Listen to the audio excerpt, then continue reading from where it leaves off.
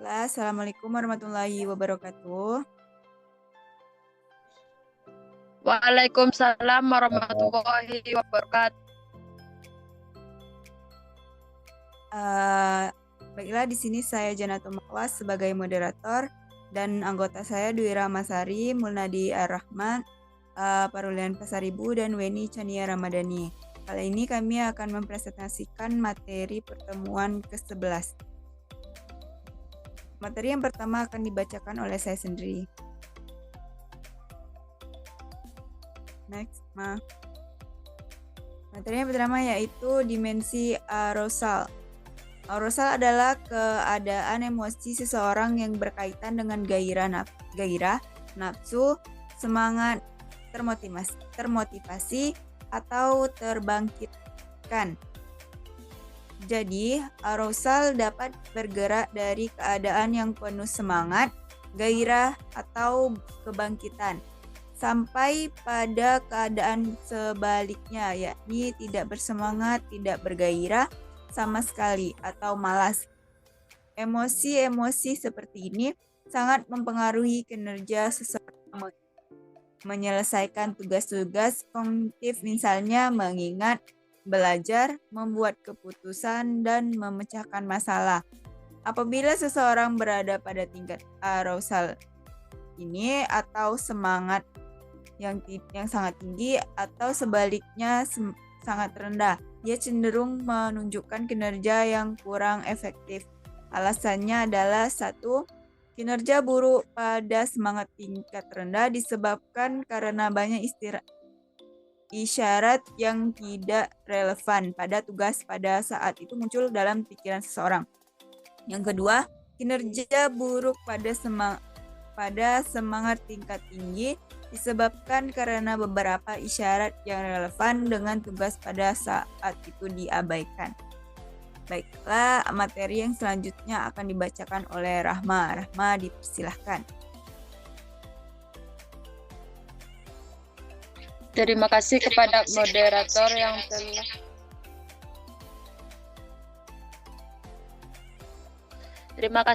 moderator yang telah memberikan kesempatan saya untuk menjelaskan tentang tipe-tipe motivasi. Motivasi adalah dorongan dari diri individu yang membuat seseorang melakukan sesuatu. Motivasi seperti bahan bakar pada mesin menentukan mesin bergerak atau akan terdiam selamanya. Istilah motivasi seperti halnya kata emosi berasal dari kata Latin yang berarti bergerak. Menurut Elida Prayitno tahun 1989 halaman 10, ada 2 tipe motivasi, yaitu motivasi intrinsik dan motivasi ekstrinsik. Motivasi intrinsik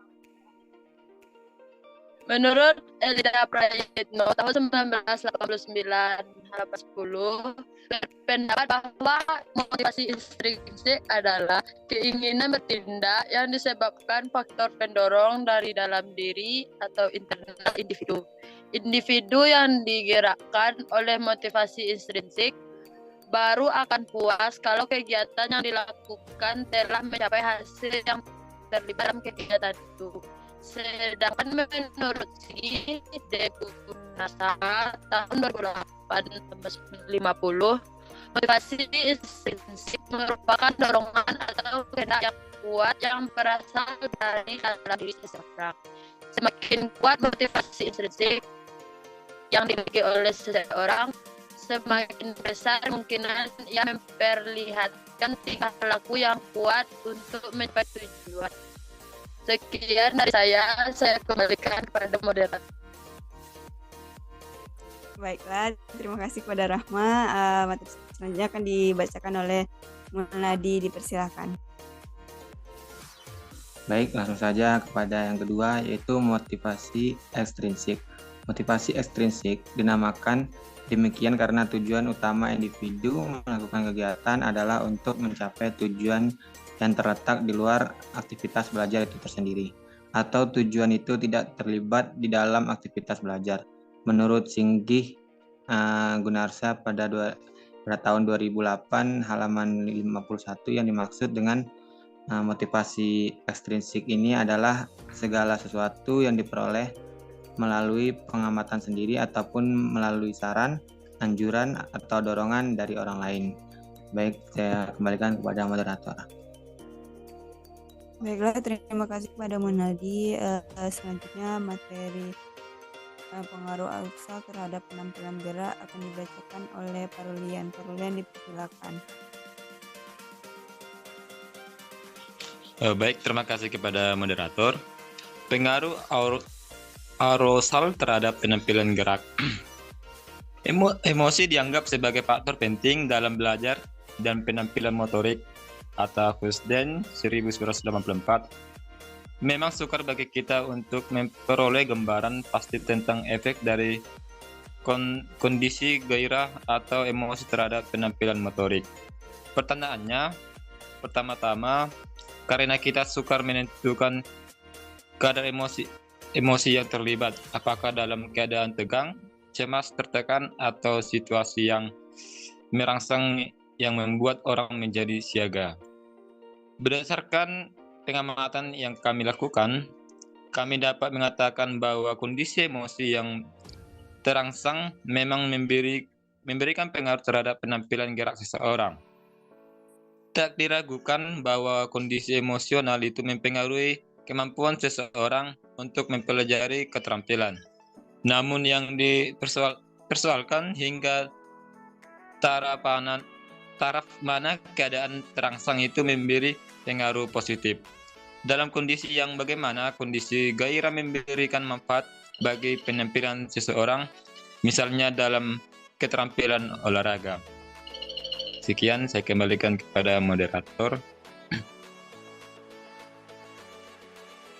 Oke, terima kasih kepada Parulian.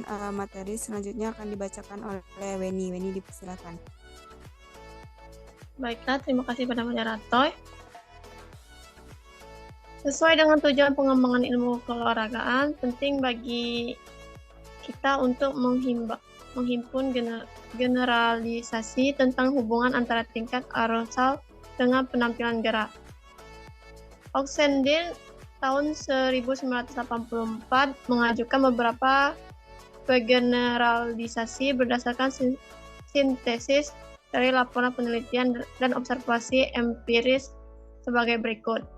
A. Sesuatu tingkat arousal yang tinggi dibutuhkan bagi penampilan yang optimal dalam aktivitas motorik yang kasar yang melibat faktor kekuatan, daya tahan, dan kecepatan. Yang kedua, sesuatu tingkat arousal yang tinggi dan mengganggu penampilan yang melibatkan keterampilan yang kompleks, gerakan otot yang halus, koordinasi, kemantapan, dan konsentrasi. Yang ketiga, satu tingkat gairah di atas sedikit rata-rata lebih sesuai dengan daripada tingkat biasa atau di bawah tingkat normal bagi semua pelaksanaan keterampilan motorik. Saya kembalikan pada moderator.